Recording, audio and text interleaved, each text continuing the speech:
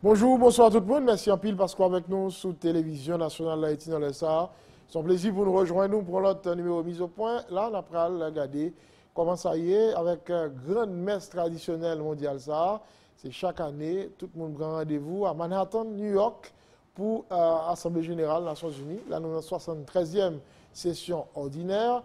Eh bien, toutes sortes de qu'on est sous l'Assemblée générale là. Vraiment, c'est pas une véritable pédagogie. Je vais le faire matin.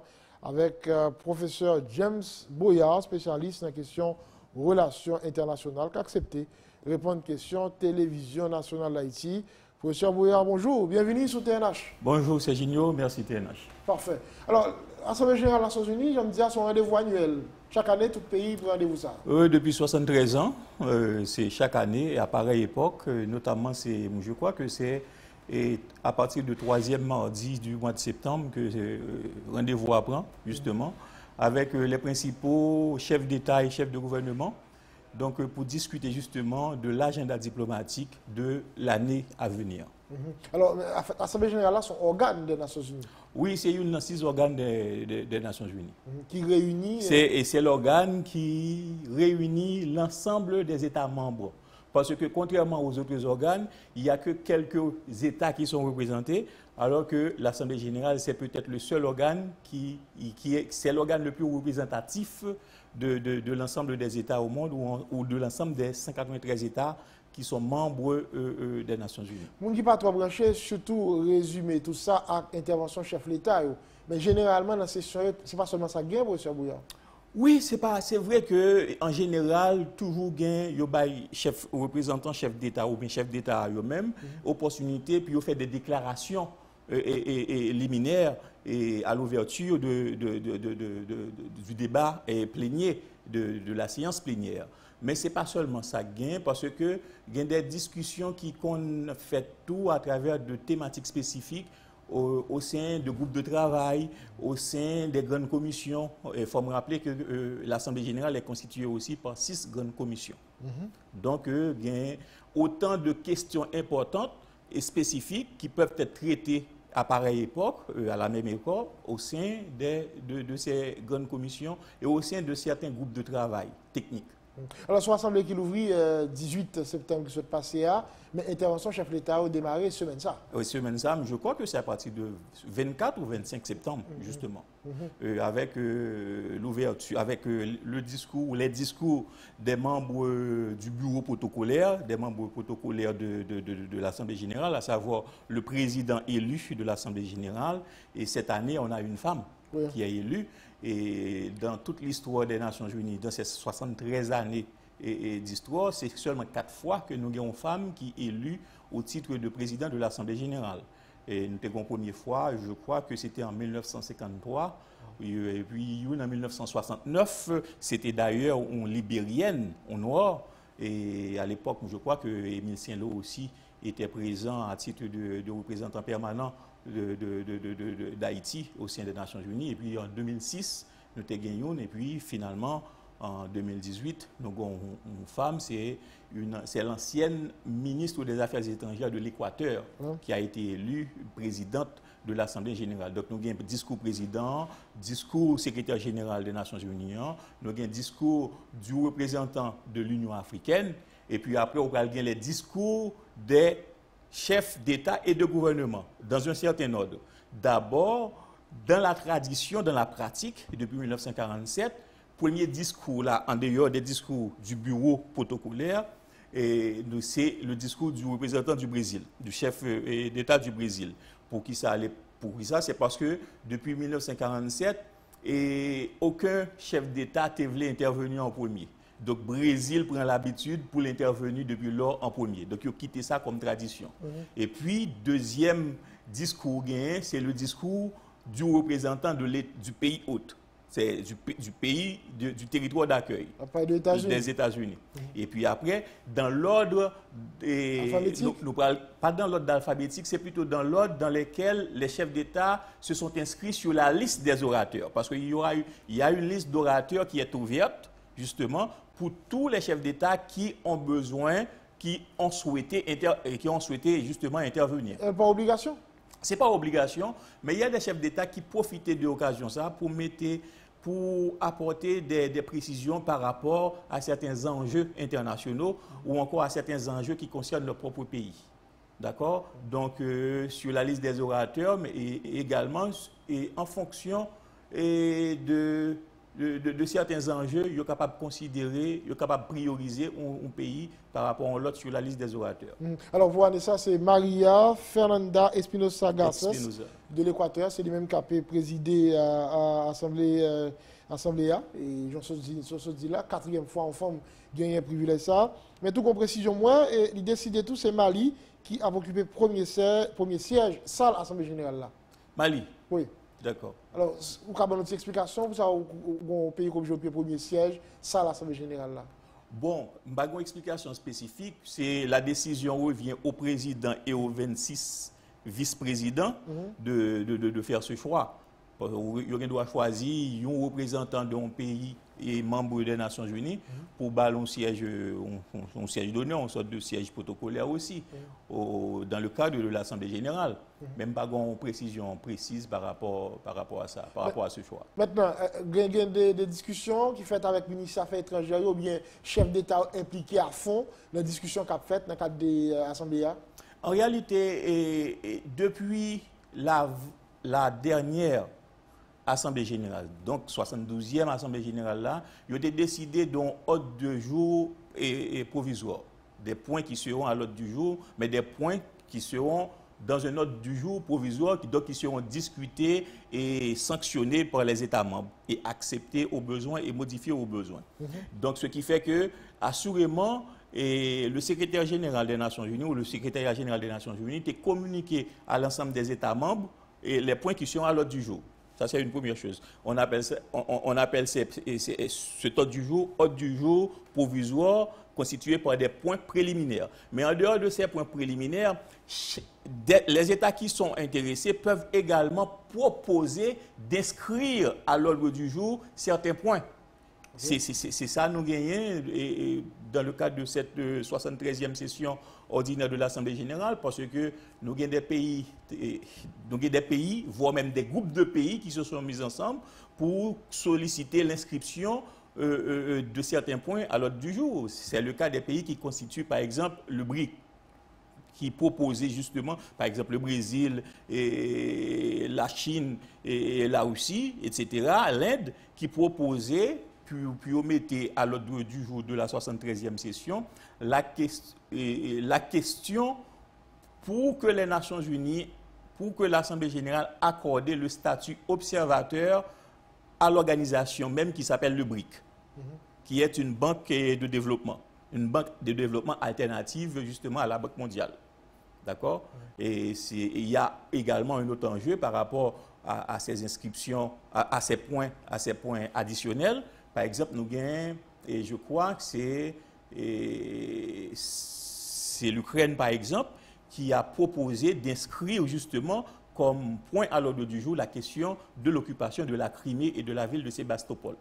Alors, là, on fait proposition, ça, il est automatique, il accepte? Non, il n'est pas automatique, il accepte parce que le président va mettre en discussion ces points additionnels et le président va accorder la parole à 3 orateurs qui sont favorables et à 3 orateurs qui ne sont pas favorables à cette inscription, à l'inscription de ces points additionnels.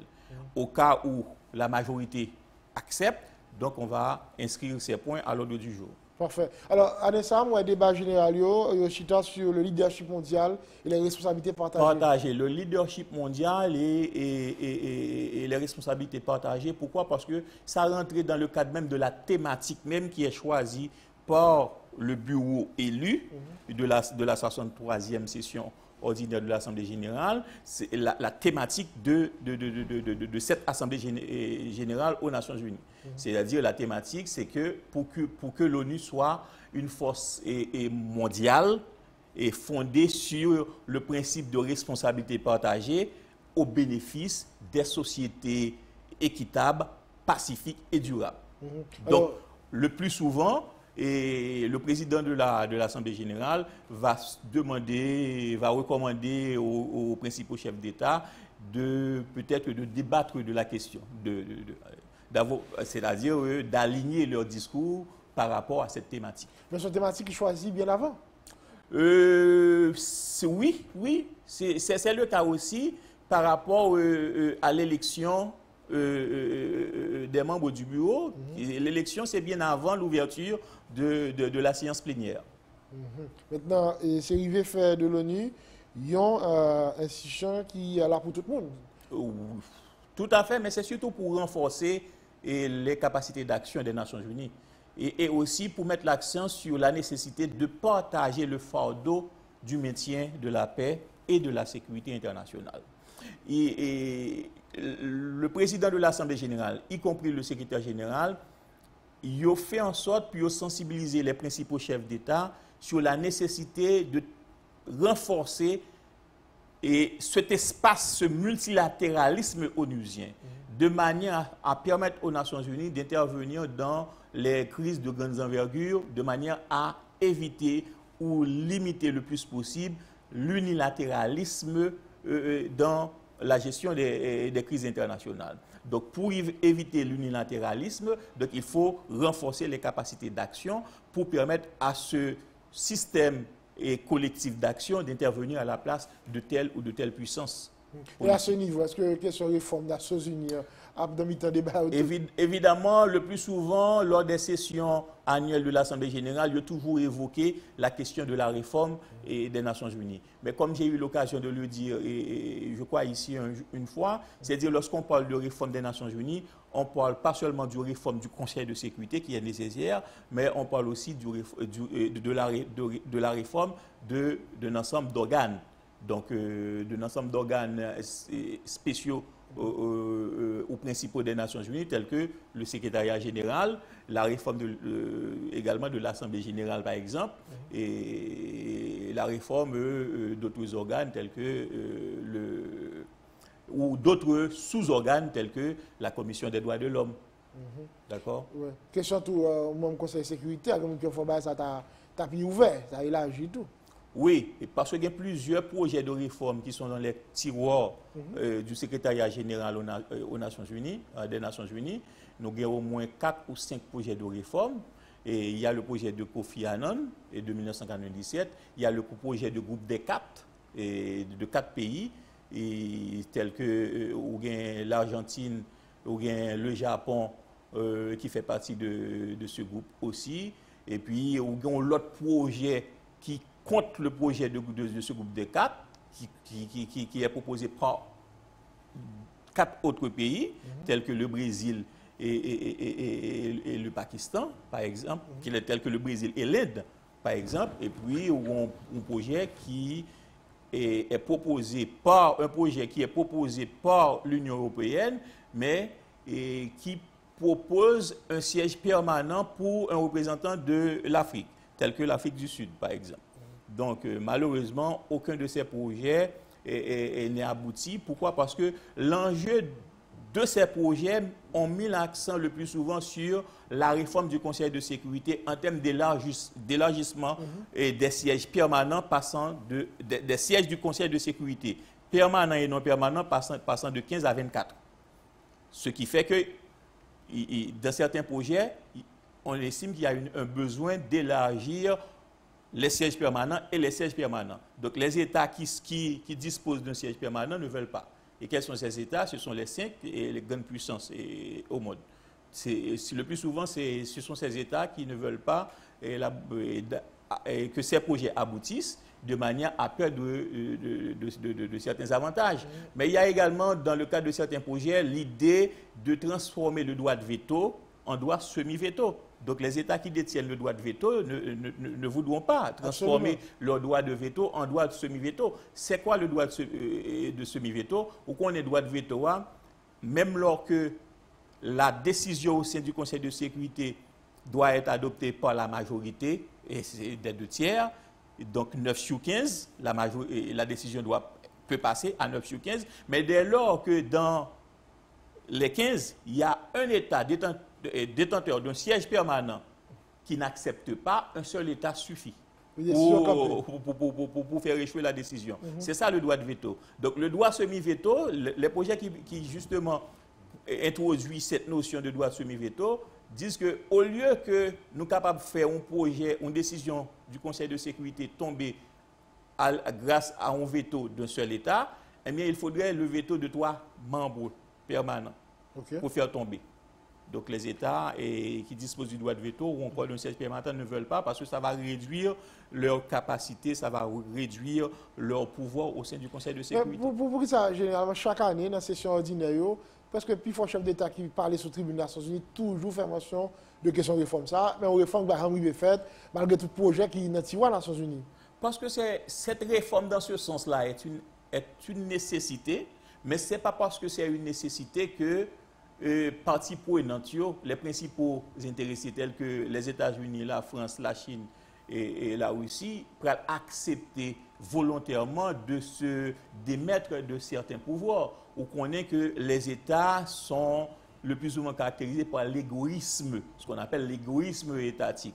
Donc, le plus que vous avez en puissance par rapport à d'autres États, le plus que vous avez essayé de conserver. C'est pour cela que ces projets de réforme n'ont pas abouti. Mais il y a d'autres projets de réforme qui ont abouti et qui ont été menés de manière subtile et discrète au sein des Nations Unies. Et le projet ça a réussi parce qu'il n'y a pas de trop gros enjeux derrière le projet ça. C'est pour cela que l'opinion publique internationale le plus souvent et que ces projets n'ont pas fait écho dans l'opinion publique internationale. Pour cette session, tout à l'heure, il y a une déclaration politique pour la paix. Oui, en l'honneur de Nelson Mandela.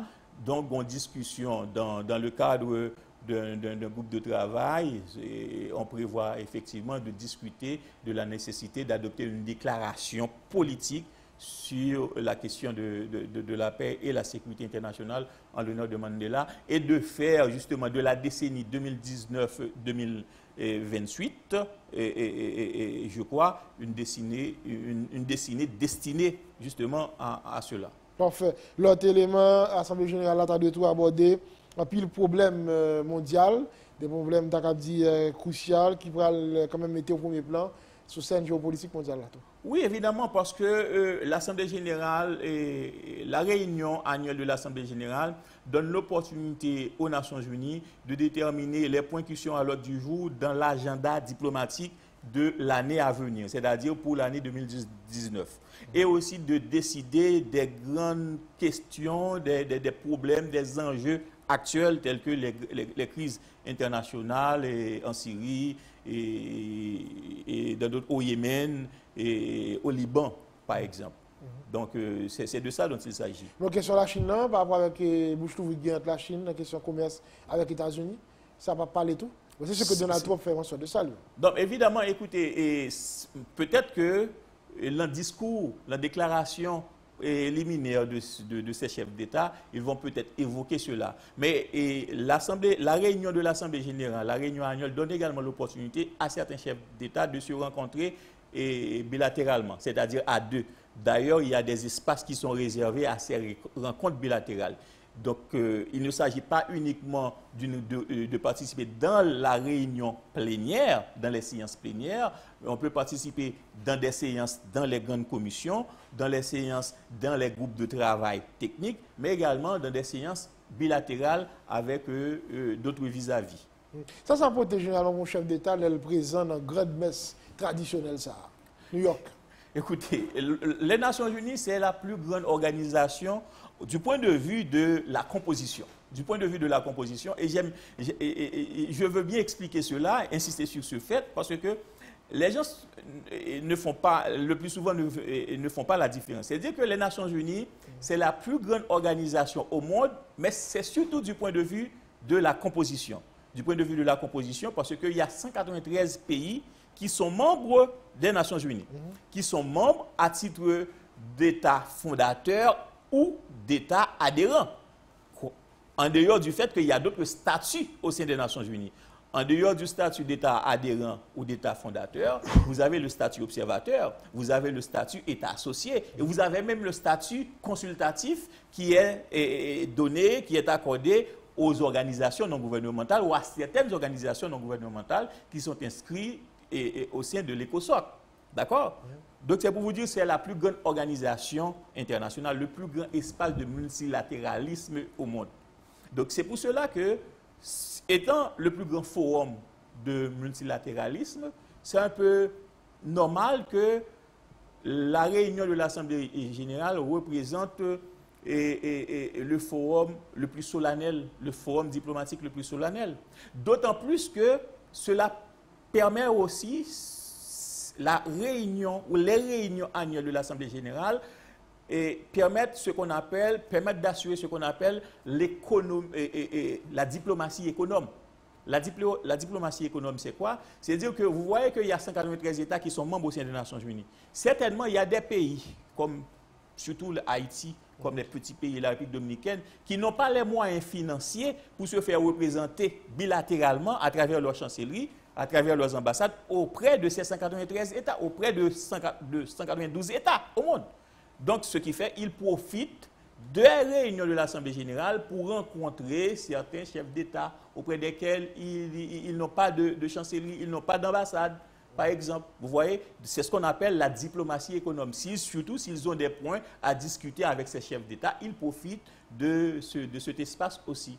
À côté de thème, et chef d'État ont parlé sur dans le cadre d'intervention fait sur la tribune, mais on tout profité de parler de ça faire la caillou tout moins. Oui, bon, il n'y a pas d'indication particulière par rapport au contenu de la déclaration liminaire des chefs d'État. La seule indication que le président de l'Assemblée générale donne, c'est de faire en sorte que ces déclarations soient sensibles à la thématique de cette assemblée annuelle. La thématique, c'est-à-dire pour une ONU forte et pour une ONU fondée sur la responsabilité partagée. Mais il y a certains États assurément qui vont mettre l'accent sur les grandes questions internationales, telles que les États-Unis, telles que la Chine, telles que la Russie. Mais il y a des États qui vont mettre l'accent sur des problèmes nationaux, propres à eux.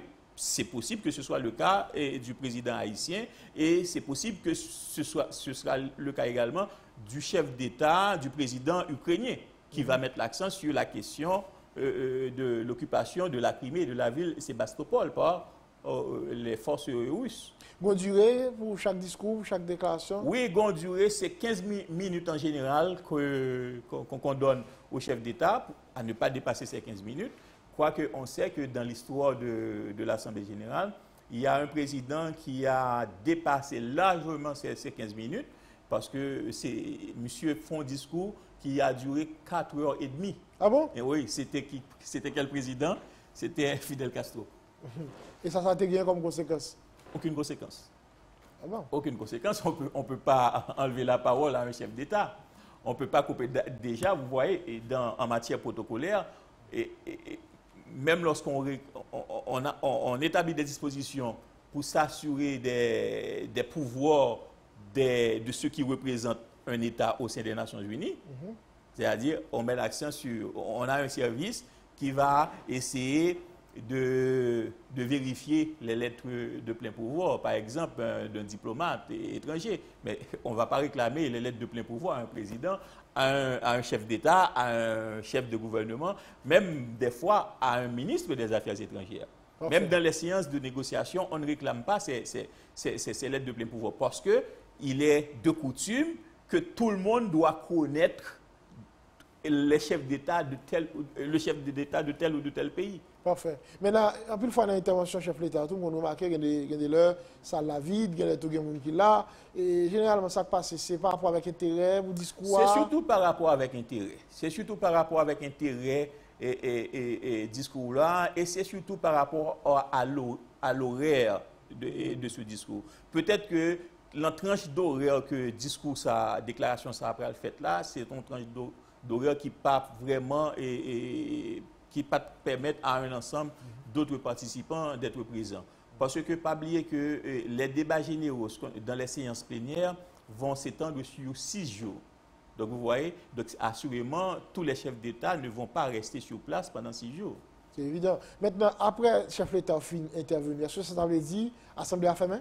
Non, parce qu'il y a les 6 commissions qui vont continuer à travailler, surtout sur les décisions qui ont été adoptées dans les débats pléniers.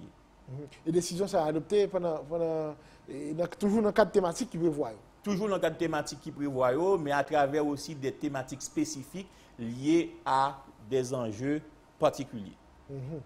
Maintenant, qui l'Assemblée a fermé? La fermé en septembre là ou bien elle va le fermer à la fin d'année? Non, alors, officiellement, ça qui va le fermer, c'est le débat plénier, qui a fermé en septembre. Intervention du président? Intervention des présidents, les déclarations des présidents, des présidents des chefs d'État. C'est-à-dire, c'est après les 6 jours. Il y aura une séance de clôture parce qu'avant, il y avait une séance d'ouverture. On va avoir une séance de clôture.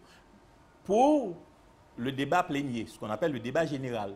D'accord? Mais après ça, les travaux vont continuer dans les grandes commissions, dans les autres organes de l'Assemblée générale, avec les représentants des 193 États. Parfait. Là maintenant, bon coup vous baillez ça fait parce que moi, les Manhattan, moi, pile chef d'État qui a défilé, pile embouteillage a vraiment monstre Manhattan dans la période, ça n'a pas parlé là, on ne peut pas circuler avec tout chef d'État qui est dans la ville là. Qui est-ce qui supporte le coup ça? Pour payer l'hôtel pour le président, n'est-ce pas? Pour recevoir toute délégation. Ah, mais le pays, l'État respectif. Les États-Unis? Non, pas les États-Unis. Non, on va parler de. Coup pour l'Assemblée. Non, les États-Unis, c'est. Les Nations Unies et les États-Unis s'entendent sur la question de la sécurité. Okay. Ça, c'est une chose. C'est-à-dire le pays hôte, le pays d'accueil, les États-Unis et les Nations Unies s'organisent de manière à accorder la protection à l'ensemble des délégations étrangères, pas seulement des chefs d'État, des chefs de gouvernement, mais également des conjoints de ces chefs d'État et de gouvernement. Parce que des fois, il y a même des rois qui peuvent faire le déplacement. Il y a des princes héritiers, il y a des princesses héritières aussi qui peuvent faire le déplacement. Et leurs conjoints.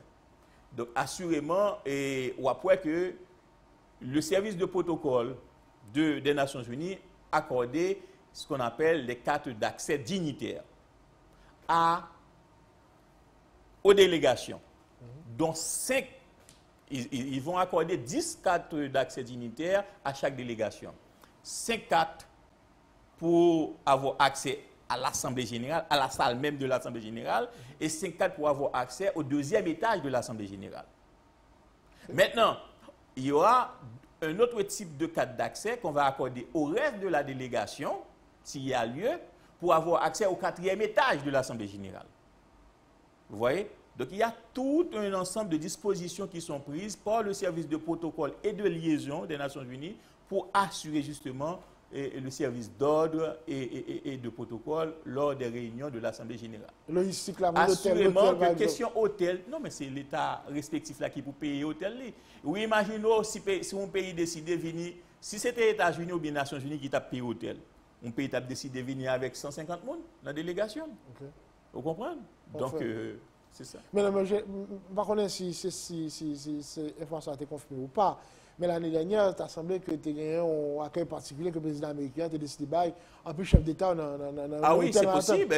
Écoutez, le pays d'accueil peut offrir des chambres d'hôtel? Non, peut offrir de la générosité, ce qu'on pourrait dire, à ses invités. À ceux qui... Moi, j'ai un tour une cérémonie, par exemple, qui fait mardi, et qui fait lundi soir, pour tout chef d'État, Melania Trump et Donald Trump, respectivement première dame et président des États-Unis. C'est la cérémonie d'ouverture. Oui, c'est la cérémonie d'ouverture, accompagnée d'un dîner également, et vers les 13h, je crois, accompagné d'un dîner.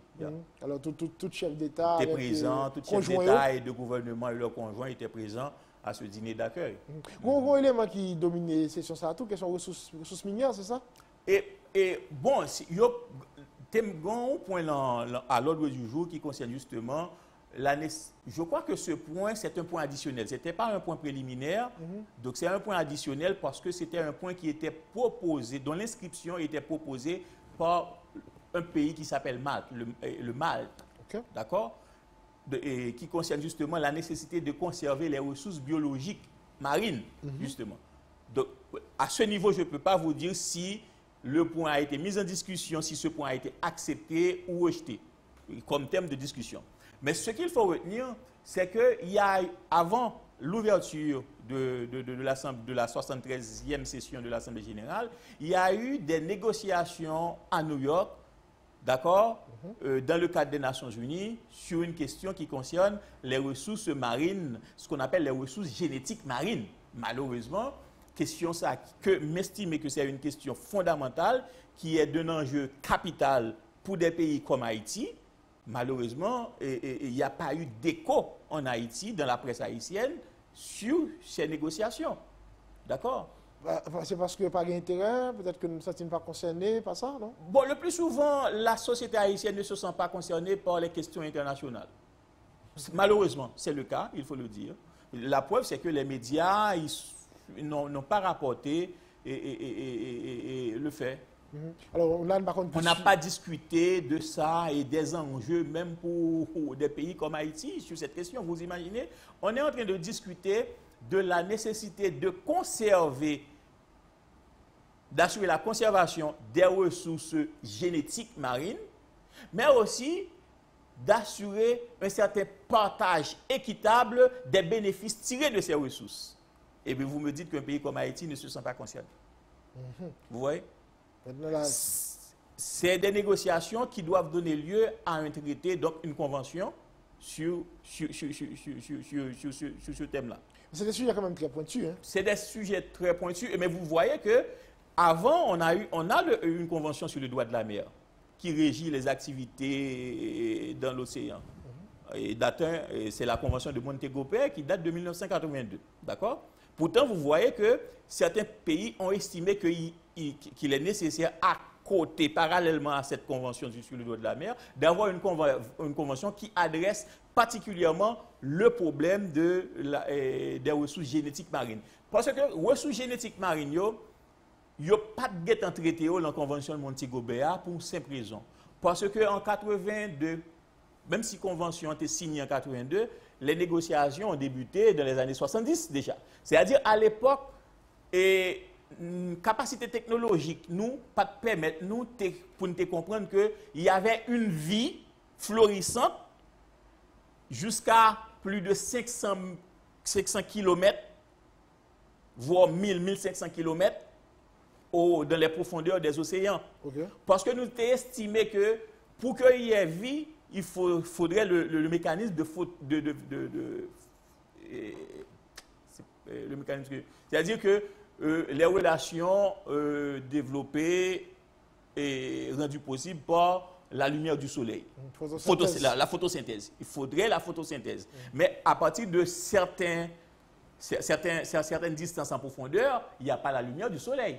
C'est pour cela que les gens pensaient qu'ils ne pourraient pas avoir de vie à partir de certaines distances. Maintenant, avec le développement de la technologie, on a pu on a pu explorer les profondeurs des mers. Et on a vu qu'il y a une vie florissante, notamment en termes de vie, de vie animale et en termes de vie végétale aussi, et en termes de vie bactérienne. Et ce qui est le plus important, c'est que l'ensemble de ces ressources animales, végétales, bactériennes, peuvent être utilisés pour produire des médicaments pour combattre le cancer, pour combattre certaines maladies. Et même certaines bactéries peuvent être utilisées pour être synthétisées et créer du plastique biodégradable dans l'eau de mer. C'est des choses qui rapportent beaucoup. Pourquoi? Parce qu'après chaque exploration, chaque découverte, il y a la course au brevet. Parfait. Et qui rapporte des milliards de dollars, notamment aux industries pharmaceutiques, aux industries cosmétiques, d'accord? Et même à certaines industries agroalimentaires. Donc, il y a une nécessité pour les pays qui ne disposent pas de la technologie leur permettant d'aller explorer et exploiter les profondeurs des mers, de pouvoir jouir également des bénéfices tirés de l'exploitation des ressources génétiques. Parfait. Sachant que la haute mer est régie par le principe de la liberté. Le principe de la liberté qui veut qu'on peut pêcher et n'importe quel pays peut pêcher n'importe comment. Mais les États qui ont convoqué cette négociation également souhaitent établir un régime un régime qui s'aligne sur le patrimoine commun de l'humanité, pour faire en sorte que ces ressources soient régies par ce régime juridique qui est appelé le patrimoine commun de l'humanité. Si c'est un patrimoine commun de l'humanité, eh bien, les bénéfices doivent être profitables à tous les États. Si c'est un patrimoine commun de l'humanité, eh bien, ces ressources doivent être protégées, doivent être conservées pour les générations futures. Ce sont les principaux enjeux dans le cadre de ces négociations. Maintenant, qui ça va le porter? Est-ce que vous allez mettre d'accord sur une convention? Oui, ben, on espère qu'il y aura une convention qui établisse ce principe de patrimoine commun de l'humanité, de manière à établir des dispositions pour conserver ces ressources, de manière à établir des dispositions pour exiger aux États qui ont la capacité technologique d'exploiter ces ressources, de prélever un certain montant de bénéfices au profit des États qui n'ont pas ces moyens technologiques. Maintenant, qui le grand public va le connaître, ça sorti finalement dans l'Assemblée générale, 73e session ça. Oh, je crois que c'est à la fin du débat plénier, il y aura une déclaration politique générale du président de l'Assemblée générale. Donc, on va établir les points qui sont à l'ordre du jour, les points qui ont été traités et les dispositions qui sont adoptées. À ce moment, tout le monde va savoir quels sont les points qui seront à l'ordre du jour dans l'agenda diplomatique pour l'année 2019. Mais les Nations Unies ne vont pas le camp de travail avec la fin de l'Assemblée. Non, pas du tout, parce que les Nations Unies, c'est une organisation internationale qui dispose d'organes permanents. C'est-à-dire les organes des Nations Unies sont permanents. Donc les structures administratives sont permanentes. Donc l'Assemblée générale, il faut établir la différence entre la réunion de l'Assemblée générale, la réunion annuelle, regroupant les chefs d'État, et l'Assemblée générale en soi. Est-ce que tous 193 pays sont représentés, forcément? Semaine ça à New York? Pas qu'on est, parce que assurément, il y a des États, peut-être des chefs d'État qui peuvent ne pas être présents ou même peuvent ne pas se faire représenter, assurément, mais l'essentiel, c'est que la réunion est ouverte à tous les 193 États membres. Et tout le monde doit parler, depuis inscrit pour parler? Depuis inscrit pour parler, on doit parler. Du moment que vous respectez les 15 minutes. Alors les 15 minutes, c'est pour le débat plénier, parce que rappelez-vous que je disais qu'il y aura d'autres sous-organes à travailler, par exemple les grandes commissions. Eh bien, on a établi 3 minutes de prise de parole lorsque c'est un représentant d'État qui veut intervenir, et 5 minutes de prise de parole lorsque ce représentant de chef d'État veut intervenir au nom d'un certain groupe d'États. Moi, j'ai tout parallèlement de l'autre activité, tant que Climat-Week, qui fait tout. Oui, les questions climat. Oui, les questions sur le climat. Oui, les questions sur le climat. Mais une autre question importante également qui est débattue, c'est la question de l'égalité entre les sexes. C'est une question fondamentale et aujourd'hui, on ne peut pas fermer les yeux, on peut ne pas être sensible à cette question, c'est-à-dire à la question du genre, à la question de l'égalité entre les sexes, à la question de l'amélioration des conditions de la femme. Moi, toutes les questions pour maladies comme tuberculose. Tuberculose, évidemment. Il y a des engagements qui parlent pour que nous finalisons ça. Il y a un groupe de travail spécifique qui est formé pour débattre la question sur la tuberculose. Au sein de cette Assemblée générale. Les affaires LGBT à tout, moi, là, oui, LGBT, bon, moi, il y a ajouté une lettre I là-dedans, je ne connais pas ça le dire, autrefois, je connaissais LGBT, mais moi, j'ai marqué LGBTI, je ne connais pas ça le dire. Oui, parce que j'ai estimé que cette communauté